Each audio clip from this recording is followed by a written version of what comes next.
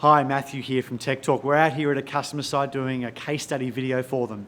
Now, the reason you're here is to watch a webinar that I did just yesterday. Now, that webinar was plagued with technical difficulties, couldn't get the right screen to happen, the sharing screen wouldn't work. It was a real drama at the beginning, but we've cut all that out, put this video in, so please enjoy the webinar. Yes, it's probably going to upset some people out there who are a little bit more technically capable, but the content is good and it's all about selling more to the right people. And if you're in the software and technology space, that's really what we were trying to achieve. Thanks very much. Enjoy the webinar.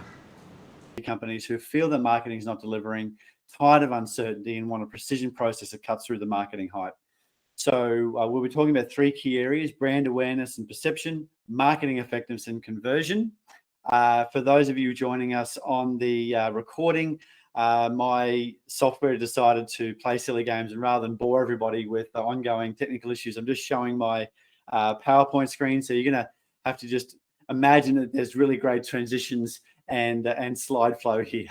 We're just going to box on. So really what I wanted to okay, so I just want to start with a couple of quick testimonials, but the most important thing here is the bottom right-hand corner one. That's from a company called Way We Do. They do workflow and standard operating procedures. And really, we used to give too much, as much possible to clients and prospects. We're working too many hours with too few results. Now, they've now got a simple sales process, which is easy to use and a much better experience for prospects too. Buyer-centric selling is a completely different approach. And really, that's what I want to talk to you about today is you've got this is about marketing for software and tech businesses. The only customers I work with are software and technology businesses.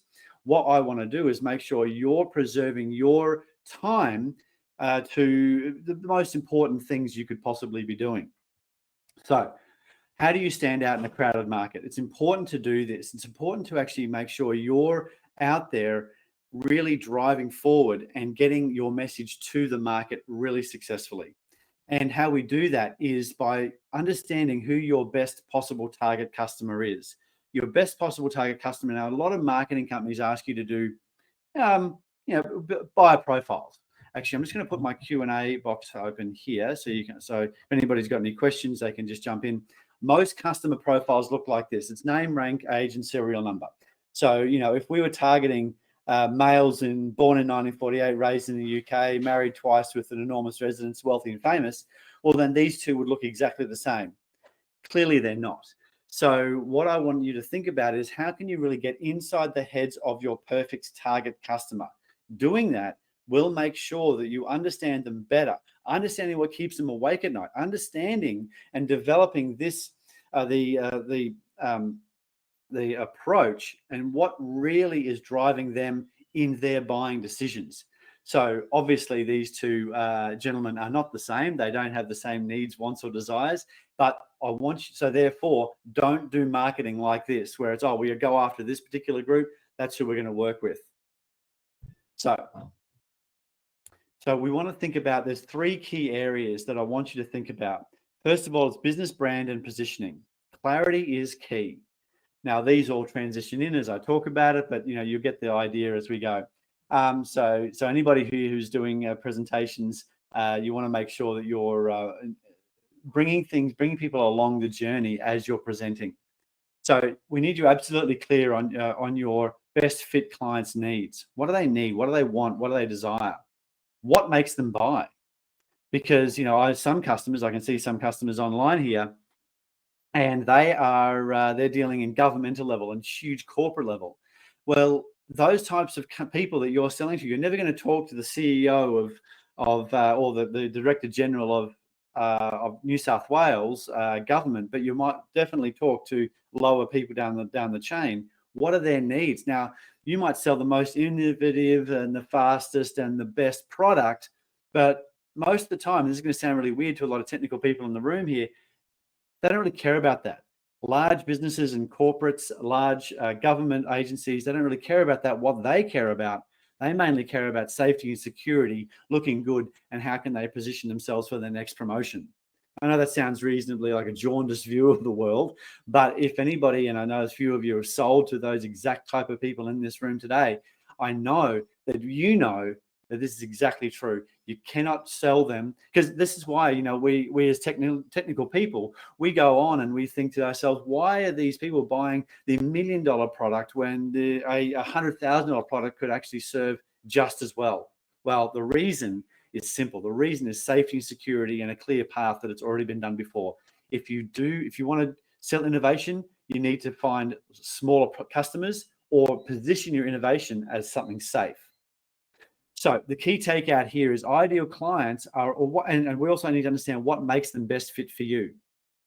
Because ideal clients are always a best fit for your service and product and company, and the reverse is also true. And now I often will show a graphic of a pyramid which talks about A, B, and C customers. We need to make sure that we're aiming for and identifying what an A-class customer is. We want to make sure that we're working towards the best type of customer that is not going to bog down our customer service. It's going to be easy to work with. So here are the action steps I want you to take. Find 5 clients that meet the above criteria, and that is best fit clients. Your product fits their needs really well, and they're easy to sell to, or they're easy to work with. Make a list of those 5 clients and find out what they have in common, why they chose you, what triggered the need. Who did you beat last time, and where are you at risk now? Now, I've got a little matrix to show you here. Right, so here we go. This is and so some of my clients online here will be familiar with this. So write out the customers that you work with, what they've got in common. This is a time for you to say name, age, rank, serial number, vertical, size, location, complexity, ownership structure, those types of things. Why they chose you, the event that triggered the need. Now, this is really interesting. Now, there might be a particular event that triggered the requirement for them to come and seek out a new solution. Maybe their current vendor didn't actually, they failed to stand up an environment for the 3rd or 4th time. Maybe they've got maybe they've had a drought and they need, or they've got a really hard year ahead when it comes to farming. Some of my clients are in the farming space for technical farming, using technology to help farmers, And so in doing that, they want to make sure that there's an event, and we can look at those events and know when the customers might particularly want to inquire, and then make sure your content reflects that. Competitors you've beaten, it's always nice to know who you've beaten. Often an in-house team is going to be somebody you beat if you're selling technical solutions. And of course, where you are vulnerable now. If you only are selling one thing out of a stack of 10, then you need to figure out where you might be vulnerable and see if you can add those pieces in or find partners to work with. And also partner those vulnerabilities will show you where partnership opportunities could arise. And I've got some customers who, I won't go into the specifics, but they start partnering with other types of industry that will fill out their offering to provide a better solution for the customer overall. So hopefully that makes sense. The next one is we got to know your buyer and their problems. So what are their problems? What are they thinking about? What's keeping them awake at night? And that's something that we talk about quite a lot in the entire process of understanding your customers and doing marketing effectively, because I'm really clearly focused on making sure you are able to do a better job at marketing. So we want to make sure that your marketing effectiveness is really high. That's what this whole webinar is sort of about. So do you know what makes your buyers, your decision makers and influencers really tick? Have you ever thought about their jobs, the criteria by which they're judged? If you understand the person behind the role, the buyer persona, it'll be easier to satisfy. Now, one thing that I think is really interesting to look at is if you're going after, for example, digital managers of digital platforms, or you're selling to technical service managers, or it depends on what the person might be in a particular industry.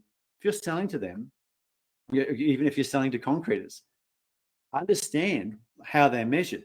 And a great way to figure out how people are measured is by going to Seek, typing in the job that you are looking to sell to or looking to engage with first, and right there in Seek, companies will tell you the 10 or 15 ways by which your customers or by which your target customers are being measured.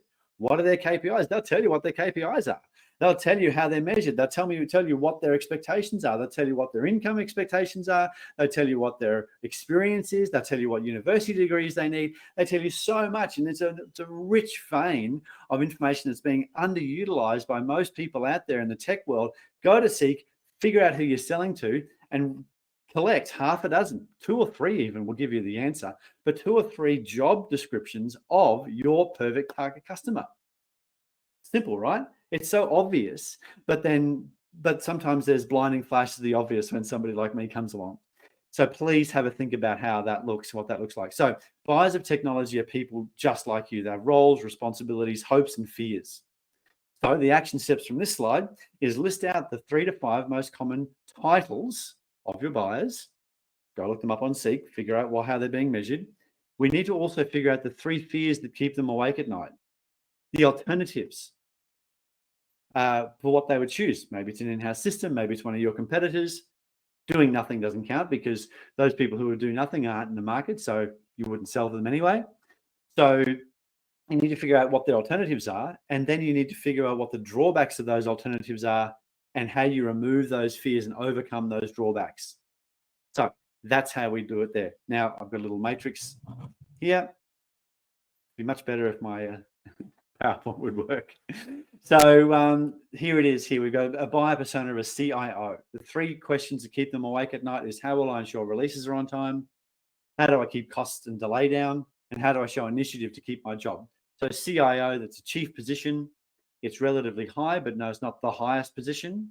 We know this person is somebody who needs to feel comfortable to recommend you to the CEO. So they purchase, because often the CEO is not the one who's going to be doing the investigation, who's going to be doing the work with you.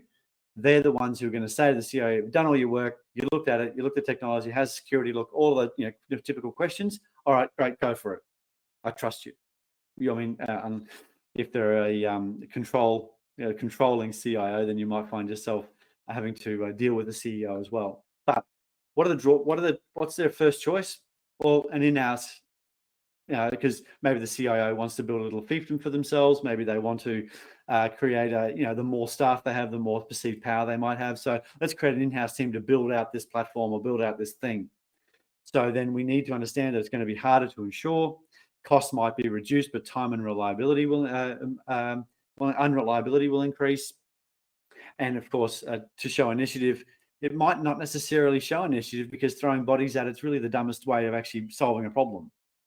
So how do you solve this? And we actually map this stuff out. This becomes the ingredients for your content when you get it out there. One of the biggest questions I ask, and I actually have a question that some of the people have sent questions in prior to the webinar that I'm going to answer for you. How do we get started with content, and how do we build this out to make sure it's engaging for our target customer? By building a little matrix like this, immediately these provides the raw materials, the ingredients for that high quality content. This talks to blogs, talks to your website, talks to all of that type of thing. All right, so marketing effectiveness. Here's a quick little checklist for your marketing effectiveness. Do you have a marketing plan? What is your plan? Because this webinar is all about marketing for software and tech companies, but this could be applied to almost any company, to be honest. So, do you have a marketing plan? What is the goal of marketing? And so getting more customers, sure, but what's the business goal? And I've sat in rooms where I've said, okay, what's the business goal? And the owners sort of look at each other and suck their teeth and, it's to sell more. And well, that's the least inspiring answer in history. And if we just go out to our staff and say, hey, we're here to sell more things, well, that doesn't grab anybody. We want to make a difference. People want to work for businesses, especially, there's always going to be somebody being able to offer more money, more perks, more value in the marketplace. So if you don't have a business plan that actually inspires and creates a vision for people, so we spend a lot of time in marketing talking about the vision of the business. And by developing that, it actually was able to, for one of my clients, by developing a 3-word vision, they were able to go into meetings with much bigger players. We're talking global players, and say, this is our vision of the company. How do you feel that your solution could fit into that? And that changed the dynamic of the conversation, was able to win the customer much greater concessions and put off the table anything to do with exclusivity. And when you're dealing with one of the biggest trading companies in the world, you can take that exclusivity conversation off the table, then it becomes a much more powerful relationship and a give and take conversation. So build out your business vision, and inside that, then you've got your marketing plan. Do you have an email list? I know the email list. And I just did a little video on that, and it's going to go out the next day or so. Email has been and continues to be and will be in the future the most effective marketing you could do. Full stop. Prove me wrong if you think you can. But every single business that implements an email list, builds it and nurtures it, makes money more than they would if they didn't. Simple as that. I know you don't want to hear it because it takes time and effort to build. So I was on a webinar yesterday and I said that, and the person said, well, how do I get started? And actually, I answered this question later, but I'll go for it now. How do I get started? Well, you know what? You've got LinkedIn. I mean, you all found me from LinkedIn. So you've got LinkedIn. Build some piece of content that discusses your secret sauce. How do you do some things? How do you do a thing that is really unique to you? Now, if you're not doing anything unique, then maybe this business is not for you if you don't think you're doing anything unique. If you're competing on price, you've got problems.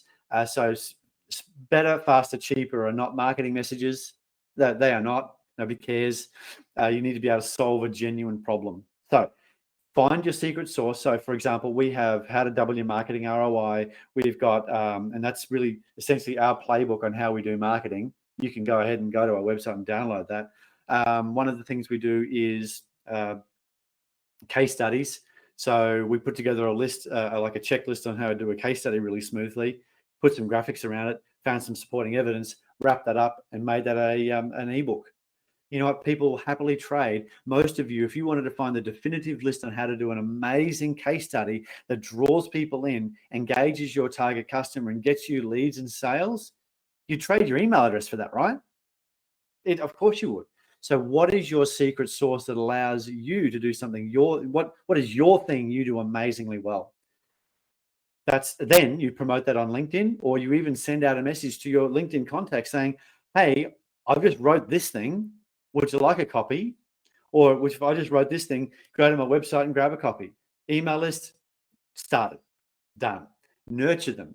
And another question I get asked is, how often should I put sales messages in there?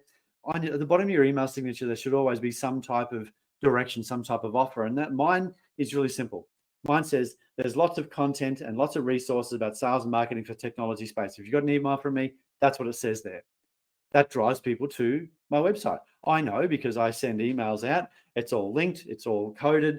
I know who's come and clicked on that or gone from an email to my website. It's technology. I mean, we're all technology people here. You can figure that out pretty easily. Are you delivering valuable content regularly? Just talked about that. Do you position yourself strongly against your competitors? And the way you do that is by talking about the problems that the customer has in real depth. And by talking about the problems the customer has, the customer assumes that you know how to solve it better than anybody.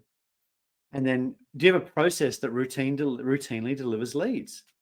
You need to try a number of things to find that actually produces leads. So for mine, it's advertising on LinkedIn.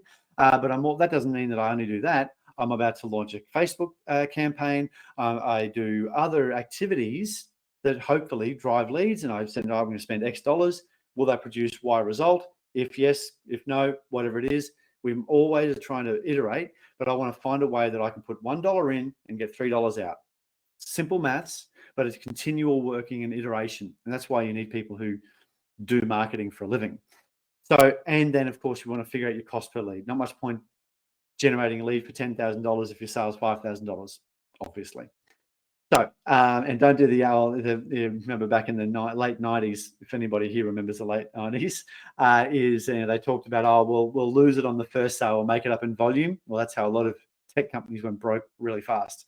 So be mindful of how you're spending your money in the marketing space, because it can be a black hole, and try to find people that have done it before specifically for your space and provide direction and information on that. All right. So the funnel. So we all talk about the sales funnel. Everybody, every marketer out there says, what's your sales funnel? And everybody's heard of this term. What I've done is I've gone ahead and allocated types of content that goes well with each stage of the funnel. And I'll tell you why. So unaware of the problem. If these people are unaware of the problem, that means they're not really looking to solve the problem.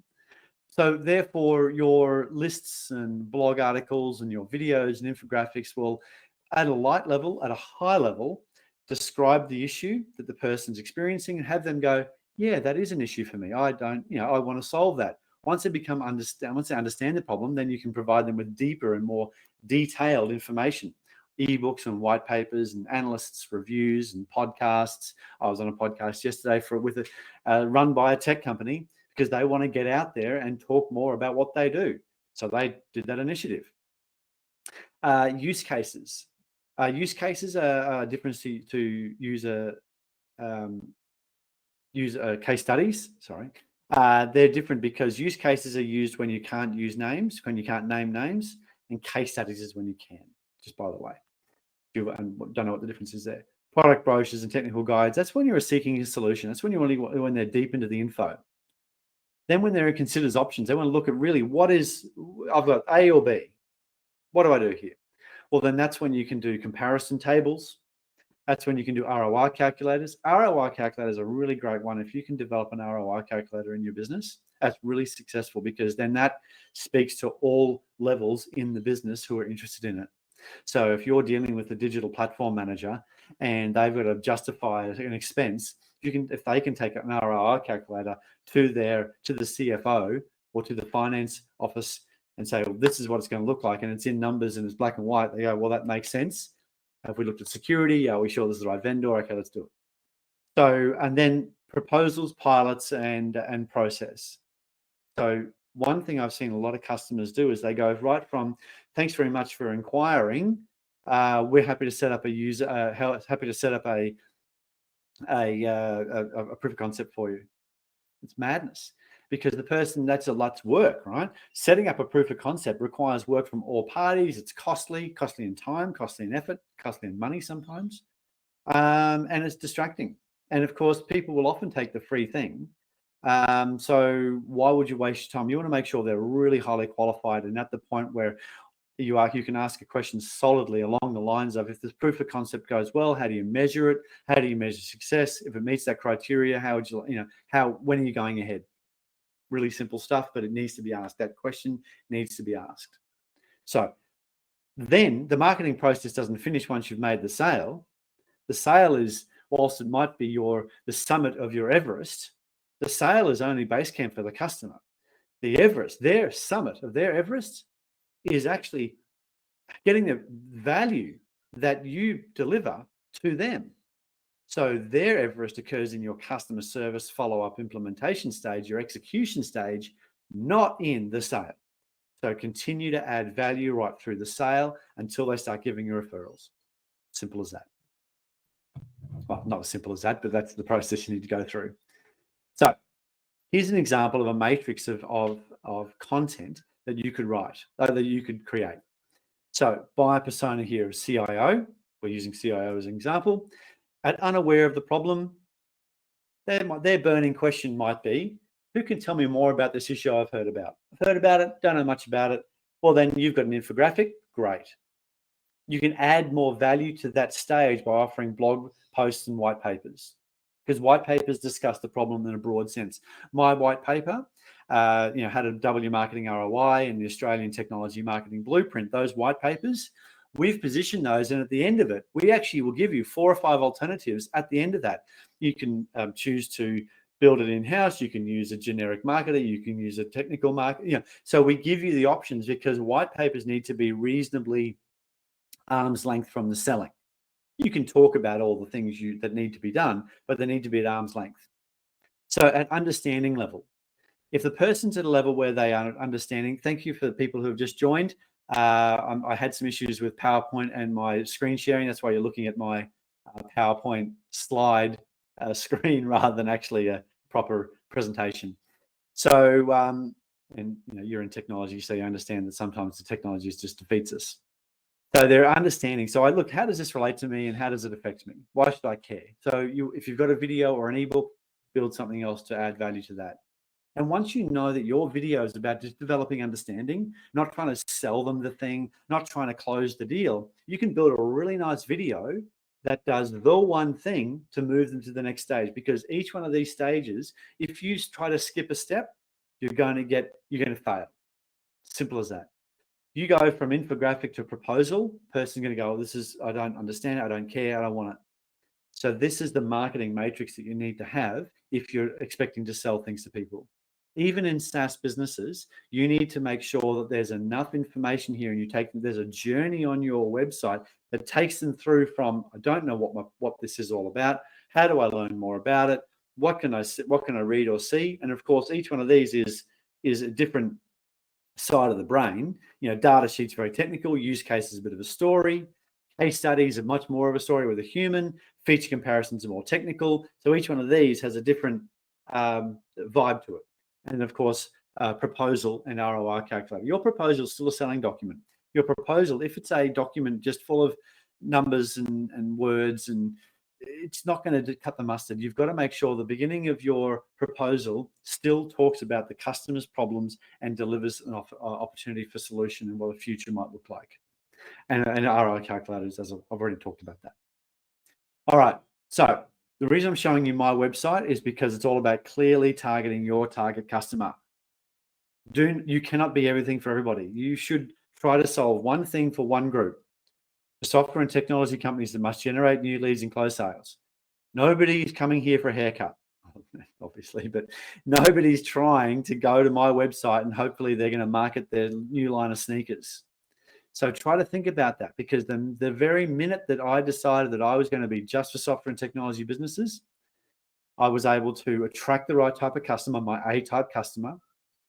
I was able to charge money that actually allowed me to, live a pretty good lifestyle and also, and most importantly, add massive value. I get customers talking to me about, really complex issues that 99% of the world doesn't know. A lot of people here would know, but if you're trying to sell a DevOps environment, if you're trying to sell a satellite imagery using various layers and won't go into it. But if you're trying to sell really complex stuff, you need to find somebody who understands that complex stuff so they can dumb it down for the average individual. Because just remember that a lot of executives in businesses aren't there because of their technical knowledge. They're there because of their leadership, because of their tenure in the business. They're there for a whole bunch of reasons, and they're not technical. And so many frustrated CEOs and owners of software and technology businesses come to me because they're trying to explain complex issues to business owners that just don't get it. And it's not the business owner who doesn't get it. It's not their fault. It's your fault for not being able to explain it more clearly and more simply. Einstein said, if you can't explain something to a 5-year-old, you don't understand the concept well enough. Have a think about that. You need to be able to explain your concepts really simply. And that's why you need to use, thank you for the thumbs up. You just need to, a little validation there. See that? Get excited. So what you need to do is make sure you're able to explain your concept really succinctly to anybody. Find your auntie. If you can explain what you do to your auntie, you're okay. If she looks at you like a dog that's been shown a card trick, you're in trouble because you're trying to sell them. You're trying to talk to her, explain what you do, and she cares about you, probably. But your customer doesn't. You got about 3 seconds to develop some level of caring before they switch off, eyes glaze over, they're thinking about lunch. All right, next screen. So don't forget about your website, obviously. So does your website speak directly to your best fit client organizations and buyers? Your marketing collateral may now speak, because we've gone through this. We've imagined you've gone through my process or the process that I teach, and you're able to speak to your best fit buyers in a language about their problems. But what does your website say? Is it still one size fits all? So many people work with marketing companies that develop some really cool collateral, landing pages, all this sort of stuff, and they still find themselves saying, we do workflows. Like, dude, stop it. You need to be really clear about who you work with. Like what my website said, software and technology companies that must generate leads and sales. Move that. So now you know who your best, what they feel, what they want. Position your company to get more of them and exclude the rest. There's a great fallacy and there's a bit of nervousness or something in the marketplace. I come across it almost every week when I'm talking to new customers. I said, and it's about finding the niche, finding the one group in 10 that you can sell to. I guarantee you you will make more money. That is a guarantee. Prove me wrong, please. If you go after one group and you service that one group really well, you're going to make more money. You'll be seen as the key person of influence, to borrow another business's term. But if you're the key person of influence in this space, you're the one that the people come to, then you'll be able to make more money, make more sales, and attract better partnerships. That's a fact. So don't try to be everything to everybody. Only specifically win your best fit buyers, because people who aren't your best fit buyers are going to take up. Think about your customer service, burden. They're never your great customers that are customer service burdens. They're the ones that you had to jam in, they bought. They're the ones that are low. They're not perfect target customers. They're the ones that, we needed the money. And I know that some of you here, these, with 50 or 60 people here saying, I don't do that. Well, sometimes you might. So just think about how we could perfectly target your right customer. So define what your company does for your best fit clients. Help best fit buyers find themselves and qualify themselves in. Focus on their problems and alternatives and drawbacks. Make it easy for them to enter your funnel. First name, email address. That's all you need to ask for, really. If you want to get more information, you can. If you've developed trust, if you've given value, you can ask for more information. But at the first stage, give them your best ideas, because remember, your best ideas are not worth anything without your execution. There's a lot of very poor, sad people out there who've got lots of ideas who don't do anything with them. But if you've got an ordinary idea and you execute amazingly well, then you're going to be much happier and much more successful. If you think about, it doesn't matter what the platform is, whether it's Google or Facebook or I'm just going to use those two as an example. They weren't the first in their space. They weren't the best in their space, but they quickly became the best and the first in their space, because they just took over, and all they did was just keep doubling down. It made it easy for people to join. So make it easy for non-ideal buyers to find themselves and qualify themselves out. Somebody goes to my website and they sell shoes, they're gone. It doesn't help me. It won't help them. I don't have specific knowledge. Me knowing about Kubernetes or hardcore technical things or Terraform or I'm looking at one of my clients who knows these things. Me knowing that stuff doesn't help the shoe guy. So find a shoe guy. Find somebody who cares about shoes. Find somebody who's passionate about Air Force Ones. My son's 13, so we talk about shoes. But you get my drift, right? I couldn't sell you shoes, but so please find somebody who's an expert in that space, and get rid of the customers that aren't perfect for you. One of the things that business owners and technical people need to remember is one of the greatest assets they have is their brain space and their time, because often you're knowledge workers. And if you've got people camping out in your brain, squatting in your pipeline, taking up space that aren't perfect target customers, you need to move them on. Right. So conversion.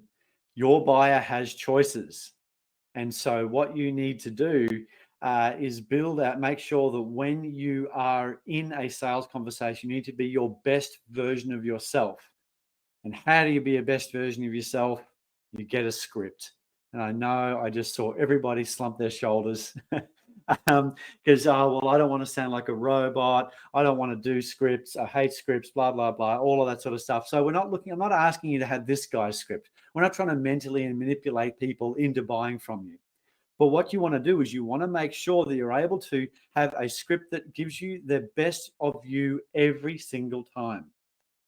De Niro, Keanu Reeves, they've never been able to be successful in a movie without a script. They might do a little bit of ad lib, but boy, oh boy, they've got a framework to operate in, a very, very strong framework.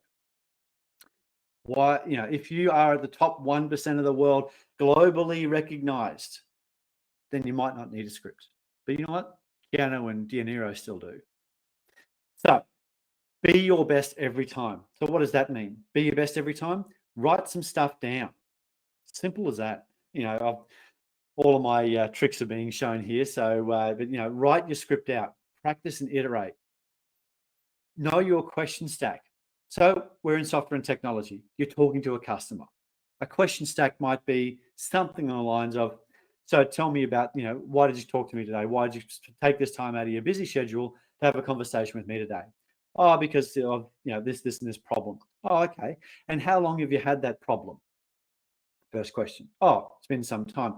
And so what have you, is why are you now inquiring about it? Sounds like you've had that problem for a while. Oh, we need to solve it. Okay. And what's it costing you? And what other things happen because of that problem? Okay. And so you're developing an understanding and appreciation. And this stage is what's being called being a giver. So Adam Grant, who's a psychologist, talks about givers, matchers, and takers. If you're a giver, the most successful people in the world, the successful coaches, recruiters, salespeople, business people are givers. And it sounds really counterintuitive. Matchers and takers go, well, I need to get what I give, and takers, well, they they become people like the guy that I saw on the Netflix thing, what was it, the Tinder Swindler. That's an interesting show. So you need to make sure that you're actually giving, because by asking questions, you're giving the person the platform to talk about their problems, talk about how the problem's shown up for them. And then you want to ask, what have you done to try to solve that problem? Because the thing is, if they go, oh, we've got an issue with this thing, and you try to solve that, well, they might have already tried that, and immediately you become less valuable in the conversation. Immediately. Because you're not listening. Ask 5 questions for one answer. If they say, oh, would you use SQL or Postgres? You say, well, look, we've got a number of ways of dealing with massive amounts of data. Do you have a particular preference?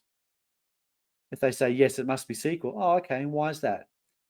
And so they'll talk about whatever that answer might be. I don't know why it might be, but they might have an answer. Often people who are non-technical asking technical people questions are essentially just spouting back to you stuff they've heard, probably at a barbecue or something. So why do you need SQL? Oh, because of this, this, and this. And so you could ask something along the lines of, look, after we go through discovery process, if we can find a way where we can satisfy all your needs and it was with a different technology than SQL, would you be open to that?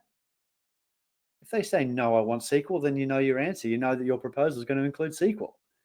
So you need to make sure that you're always asking these questions to qualify their answers. Please do that. So the more you strive to understand and have the client discuss their problems, the more they will trust you and the more they will buy. So ask more questions. So once you've got through that stack of questions is, how long has it existed? What have you done to try to solve it? Are you looking to solve that in the next 3 months? Then you can say something along the lines of, okay, well, it occurs to me that we're a good fit. Would you mind me telling you a bit about what we do? And they're going to go, yeah, sure. So, well, we work with businesses who are trying to solve this problem, this problem, and this problem. Because you've understood and you've cared, all the stuff that you can do, the 50 things you can do, are irrelevant because the customer only wants to solve 3 things. Then you work with customers trying to solve those 3 things. It's a concept called sell today and educate tomorrow. If they've got one thing they need solving, solve it. Sell it to them, solve it. And in customer service, you say, by the way, the thing you bought has this 15 features you can implement over time. They're going to feel better about the interaction. The sale is going to go faster simply because you've solved their problem today. And then you talk about how smart they were by actually buying from you on all the stuff in the back end. If you start saying, well, not only can we solve this issue, Mr. Jones, but you reel out the dog and pony and you say, well, we can solve this and this and this and this and this, and we've got some of these ones over here, and we can plug it in and the dancing. What's going to happen? Immediately, you start confusing the issue. They start thinking, well, I now need to evaluate these 15 other things. Who else can provide these 15 other things? Sale gets stalled or it becomes too difficult. You might not even get this. You might not even get the sale. So sell today, educate tomorrow. All right. So some questions that came through earlier. So I'm happy to answer questions. We've got a little bit of time. Type your questions in here. If I've got time, I'll get to them, please. But some of the questions that came through earlier, where do I start? Like, I've built this cool thing. Where do I start? Well, you know what? Email. I know. Sorry.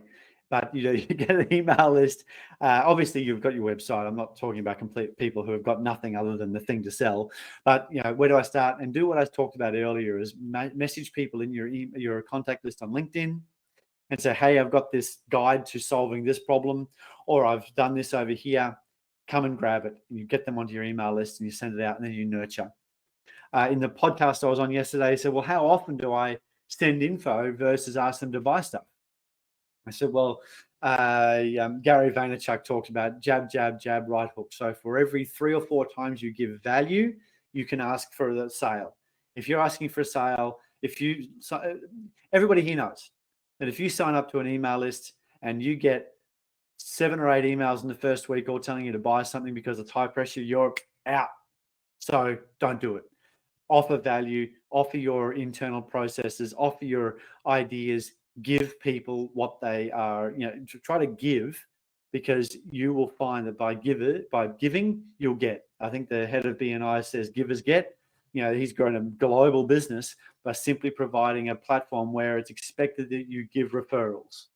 And amazingly, by having the expectation of giving referrals, you get back.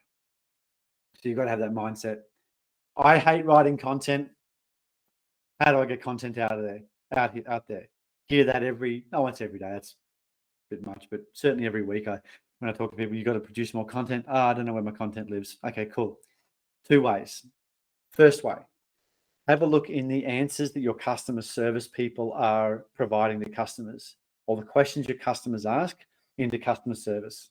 And if you don't have any customers yet, or you're really early stages, get your auntie that we talked about earlier to start asking questions about the business. Each one of those questions is a topic for a blog. Done. Second thing is, your customer service, all of that is a rich vein of content, because if one person's asking it, 100 people are going to be wondering it. Simple as that. Second thing to do is, once you've developed those questions, this is exactly what I do. This is how I get content out there. So every week, a blog, a video, multiple LinkedIn posts go out for me. I don't write any of it, but I ideate it, I think of it, and I talk about it. This is how it works. Every single week, I get online. I've written out 50 different questions, and actually, I'll show you where I got my questions even from in a minute. And then I just talk about that. I do a quick bit of Googling. I go, that's an interesting way of putting it, or that's an interesting study that I could quote. And then I just start up Zoom, hit record. Nobody else is invited. Hit record, and I just talk for a couple of minutes, probably 5 minutes. And then I save that, stick it onto YouTube, a private channel on YouTube, email that to the content writer. She writes it, she fact checks it, she does all that work, puts it into eloquent prose, so it all comes together as a proper story. I get that back, I read it. Usually I don't have to make any corrections. She's great. Read it, go through that, and then I stand here and do a quick 5-minute, 2-minute, 1-minute video on the thing. And essentially I started doing those called Too Long Don't Read, TLDR. A TLDR was essentially, how do I summarize my blog in a minute on video? Takes me a couple of goes, because sometimes I step over my words, like I have today a bit, but it's all live, so just got to carry on. But I just go for it. And then then they package it up, put it up. So my total effort time for doing a blog is probably half an hour, and I've got a week worth of content that can go out. Really great way of doing it. So there's no excuse for you not doing content. Please think about doing content. People are not going to, this is not the 90s where you can make a cold call and make a sale. People are going to look at you. They're going to look at your social. They're going to read a blog. They're going to make sure your website's there. They're going to see if you've got any customers that look like them. They're going to look at you before they interact with you every single time. So put some stuff out there. And, I did a blog. I did a podcast. Basically, I was yelling into the void about 3 or 4 years ago, called the Velocity Selling TV. Put it on YouTube. That's 75 episodes. You can see that there. You can see me 4 or 5 years ago, just talking to nobody. But 75 episodes over the course of a year got me pretty good talking to a camera. But also what that did is it got me 2 or 3 deals. Those 2 or 3 deals paid private school fees for the year. I don't need 50 or 100 customers. I need a couple of customers. very similar to probably most of you. You need a couple of big high value customers that you can do your best work to, and putting content out there is totally worth it. The ROI in doing that, very, very high, because YouTube's free, half an hour, 20 minutes, free. Anyway, examples of content. So I've already talked about some examples of content. I had it up before I had to, let me just do this and move it over here. It's all very, and this one. Right. So right to influence, chapter 1, case studies. So I talked earlier about how we do case studies for customers. We do these beautiful videos. If you want to see examples of those videos, just ask. They're really, really great. I said to the internal team, how do we make sure that this is a smooth process? Let's put together a checklist. We put together the checklist. I said, so how important are case studies out there in the marketplace? Like, we've been doing them for a while. Let's find some educational studies to demonstrate the value of case studies. So we did all this research to make sure we were doing the best thing we possibly could for the customer. Then I said, let's put some design around that. We've got a graphic designer to have a play with this, put some design around it. And now people happily trade their email address for how to build amazing case studies. Who's the guide for anatomy of a case study? Case studies are a huge opportunity. We get really clear about what we're doing here, the value of it, targeting, how to use it, what's the right length. Here's some tips. Case study, and where do people value them? Lots of checklists, pardon me. And sorry, lots of ideas. And here's a checklist at the end. That's basically an internal document for us, right?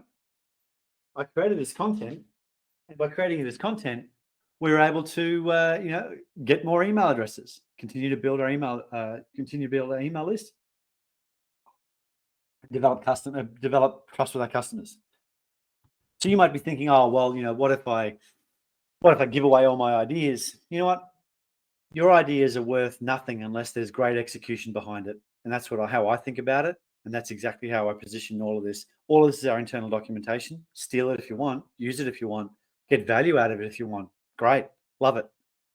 But the execution that me and my team can do, or mainly my team can do, and I'm sure there's some of my team watching today frustrated as hell because of this whole technology issue. Please do know that there's your execution is the value. And the other one here is how to double your marketing ROI. Essentially, the key areas we're going to look at when looking at your business: action steps, symptoms, bowling email responses, more traffic, get less conversion. So, it's all about making sure that there's, and also at the end, what are your options? Implementation options. Tell them their options, because they know. People already know their options anyway. So, actually, I did get a question here. So I've recently switched from catering to the corporate demographic for SME sector. One major problem with many in this sector is their inability to distinguish between cost and value. What do you see as the best way of overcoming this? Yeah, fantastic. So we need to make sure that you really explore. Thank you, John. Really explore the cost of doing nothing. Really explore, and an ROI calculator is really strong. But that's a bottom of the funnel activity. So in the cost, so you want to make sure the value is really high. And how do you do that? You want to make sure that they fully understand the cost of doing nothing, the cost of their current implementation. That's why starting the conversation with that stack of what's the problem, how long has that problem existed, what have you tried to solve that problem in the past, what happens in the next 12 months if you don't solve that problem. I'm trying to be reasonably generic because I don't know all the specifics of your business, but raise the value, and then also use video. If you've got a customer that has found value in doing what you do, please, you get them on get them on video, make sure that they are espousing your value and how you solve that problem. So if you said, Matt, would you like a car for $100,000. Go, you know what? No.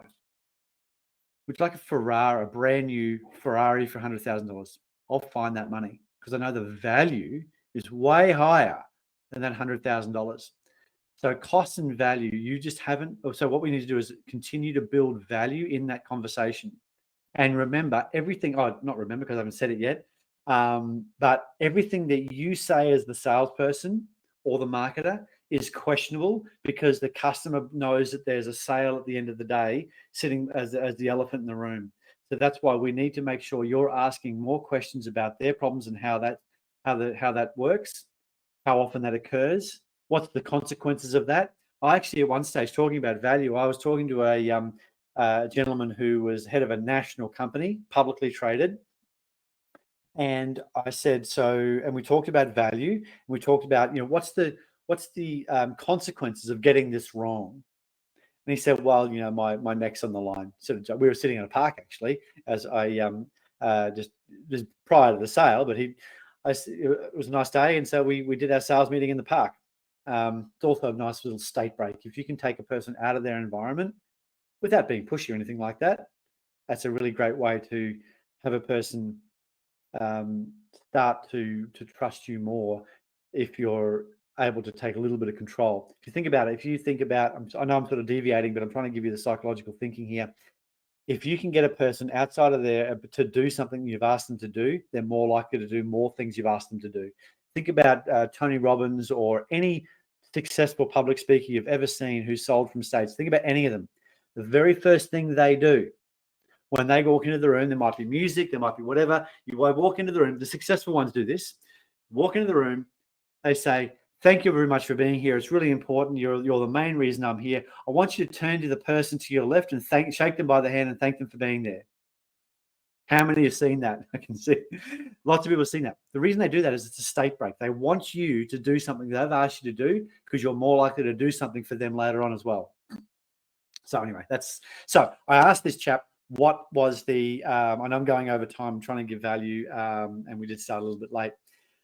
What are the consequences? He said, my next in the line. I said, oh, okay.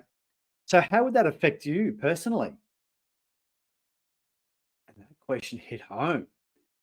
He goes, oh, well, he got really serious. And by connecting the business problem to him personally, I won't go into what he said, but by connecting that seriously, by connecting to his heart, he couldn't not buy. All right. So, John, hopefully that's helped. If not, let's have a conversation. Get into specifics. And I love solving these complex issues. Another question here from George is, outside of using extensive keyword platforms, do you have any ideas on how to identify intent data? Ooh, love it. There's lots of, so account-based marketing, that's going into a deep cut for some people here. So account-based marketing,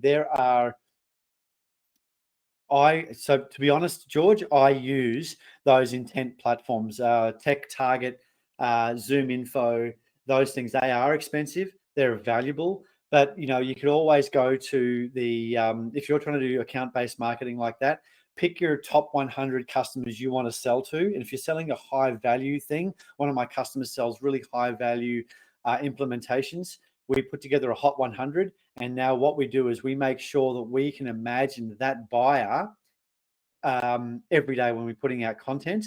And we also think of the relay race in that company. So when I talk about relay race, it might be the project manager that inquires first, but the project manager doesn't sign any checks, right?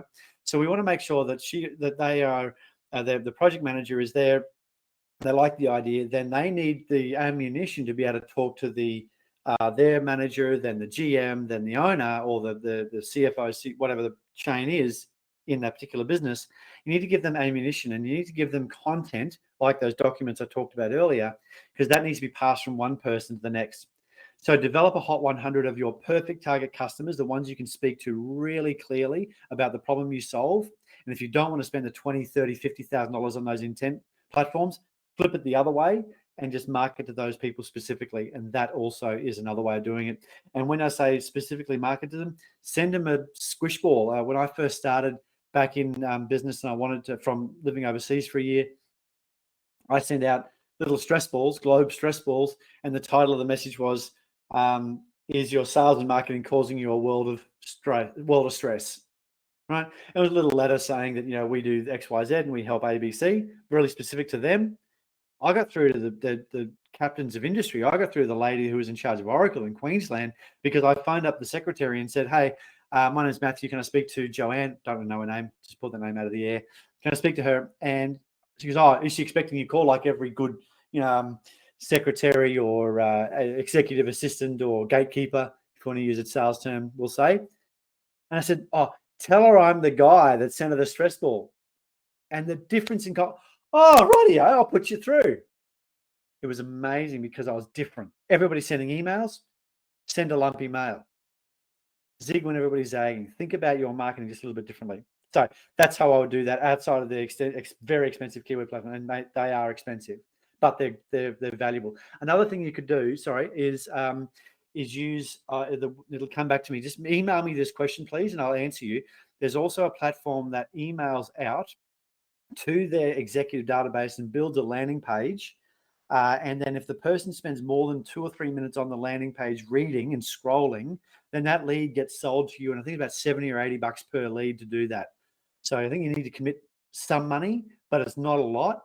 And you actually just pay per lead on that platform. So George, please email me and my brain will catch up once I've coped with the psychological damage from this webinar technology failing me. Right, let's carry on. What if the customer doesn't think they have a problem and they're not receptive to your solution? They might be. Courtney, great question. So I guess what we need to figure out is, are you targeting the right people? Are you actually, do they really have a problem? And if they don't perceive that they've got a problem, then you need to put them into the nurture sequence. So your email nurture sequence, and you need a wider net. If you're only going after one person, then we've got challenges. So nurture them, add value to them. So if they're a digital platform manager and their job is to be in charge of execution, you give them the 3 ways. You send them a message saying, here are the 5 ways to ramp up execution in technical organizations. That's me making stuff up off the spot, but you want to add value. And if you can build enough people in your database, then the inquiry will come out. Make sure your email has some type of tracking in it. If they read your email more than twice, give them a call and say, hey, saw that you clicked on my email. What was it? Was there anything in particular on that email that you liked? Hopefully that helped. John says, thank you. Great response. Appreciate it. How do we find out a competitor's client? That's a great question. They often boast. They'll often have a look at their testimonials. Have a look at their, Google is an amazing solution. I need to understand why you need to know that. I don't really care about my competitors. I know that sounds a bit arrogant, but I know I solve one thing really amazingly for one group of people. For software and technology companies, I only work with them and I solve a set of very specific problems, like Liam Neeson, a set of skills. So I'll never use that analogy again. I'm sorry, everybody. But focus on what you do amazingly and the problems your customers and your potential customers are experiencing. Please focus on that specifically, and you'll be better off than looking at your competitors. You want to compete, sure, but you want to make sure that you're really doubling down on what you do best. Now, the reason I laughed is because when I first read that, my brain went to something else. If you want to find out, if you want to do some account-based marketing, which George talks about, George, one thing that we've done in the past is you want to find somebody in the company that leaks. Sounds very, clandestine and all that sort of stuff. Might be a topic of what's a sort of James Patterson sort of book, but I've got a James Patterson book over there. I was trying to remember the name. James Patterson. It's all not very spy stuff, but you know who leaks the most in most organizations? It's the salespeople. So if you phone this company and you want to find out what digital platforms they're using, you want to find out anything, call a salesperson. Salespeople typically are so desperate to talk to somebody, they will tell you everything. it's quite interesting. We've actually used that in the past. So, George, that might be a way for you to really take your account-based marketing up another level. So that's all the questions I've got here. So how do we find our customers, competitors, clients? Is there a possible way to know that? Those very expensive keyword buyer intent platforms will usually have that information. Zoom Info will have that information. Typically, they'll know what platforms they have. Depends on what you're selling. Pardon me. Depends on what they're selling. But happy to have a chat to you and understand the question more and get more deep into it. All right, a couple more slides and let you go back to your lunch. I've had a few people have to drop off because they've got back to work. So what's next? So I've already offered it. The offer is there for everybody. Do you need personalized help? Let's find your path of least resistance. Hopefully you can still see my screen. Let's do a sales and marketing review. Let's have a look at what you're doing and do some recommendations. Now, if you're not ready to have a chat to me yet, that's fine too. I've also got a scorecard. So I built a scorecard based on the 3 key areas we talked about today, which are brand, marketing effectiveness, and conversion. And so I actually can give you the link. I'll send it out to you after this, and we will go through those. You answer the questions, and at the end of it, you'll be getting a personalized report about the particular area you need to focus on. And that's really valuable. So, ladies and gentlemen, hopefully this has been of some value. Sorry for the technical issues. Not as sorry as some of my marketing team who are probably watching this tearing their hair out. So I will leave it for now. Thank you very much for your time. Really appreciate your time today. If you've got any questions, please email me. And as you can see, I just love answering these tough questions. Thank you very much, everybody. Bye for now.